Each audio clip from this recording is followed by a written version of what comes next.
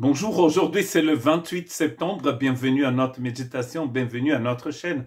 Si vous n'êtes pas abonné à notre chaîne, vous pouvez le faire. Cela va beaucoup nous aider en fait dans notre ministère, dans notre travail ici de l'Église baptiste de la Côte Basque, Sud-Hollande. Nous sommes ici donc au Pays Basque pour partager l'évangile de notre Seigneur Jésus-Christ. Et nous voulons que en fait cette chaîne serve à cela.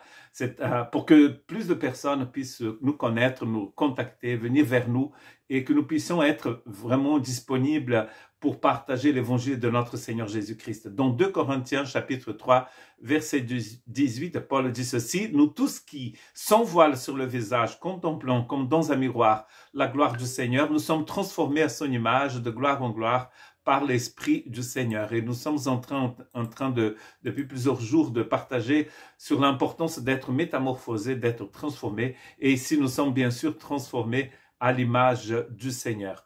Pas en fait à notre image, mais à l'image du Seigneur. Je vais vous trouver donc quelques versets pour partager avec vous ce que je pense sur l'importance d'être transformé à l'image du Seigneur. Nous pouvons penser que Dieu va nous transformer selon l'image de quelqu'un de très connu, selon peut-être ce que votre église locale, votre dénomination prêche, même ce que le christianisme prêche.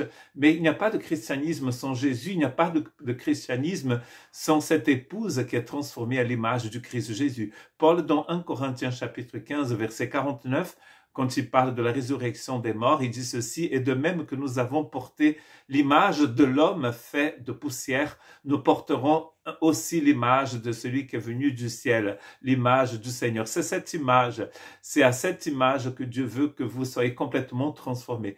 L'image ici, c'est pas une image, mais c'est la personne de Jésus-Christ lui-même.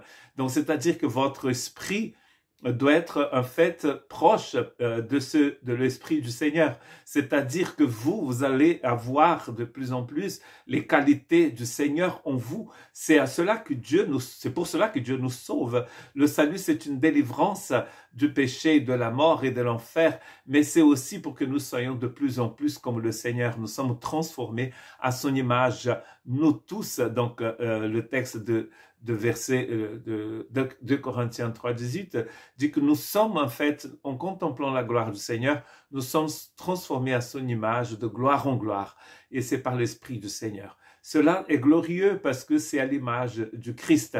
Le Christ, c'est tout ce qu'il nous faut finalement, en fait. Le Christ n'est pas seulement un billet pour entrer au paradis, un ticket que nous avons reçu pour aller à l'opéra ou pour aller à votre match de foot préféré. Le Christ n'est pas comme un billet que vous gagnez ou que vous achetez pour aller quelque part. Le Christ, c'est en fait votre vie. Il devient votre vie. Donc, Colossiens chapitre 3, Paul dit cela. Donc, quand le Christ, votre vie, va se manifester, vous allez aussi vous manifester avec lui. C'est-à-dire, nous allons être là avec lui. Le Christ nous transforme complètement à son image, tout le temps.